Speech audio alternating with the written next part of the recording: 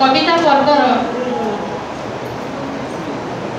संयोजना एक महत्वपूर्ण दिग किंतु एटी कहा जाए जिते संयोजना आरंभ हुए संयोजना को आप संक्षिप्त करंतु एवं केवल ना डाकी दियंतु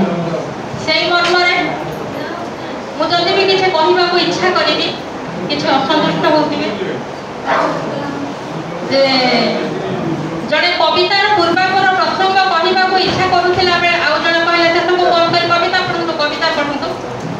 आम समस्ते कविता शुणा आग्रही अच्छु तेणु से मर्म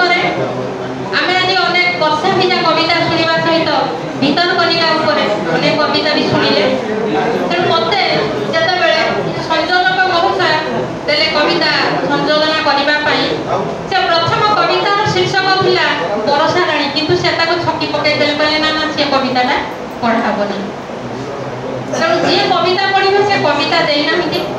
कविता कहवा जेहेतु कविता मो हाथ में ना कहवा समर्थ मैंने मोबाइल कविता अच्छे से पढ़े ना हूँ जे कविता पढ़ा आसवे कवि महोदय दिवाकर साहू ताको आह्वान करुँच कविता मंच को आसतु कविता पढ़े किंतु कविता मो हाथ में ना पाखे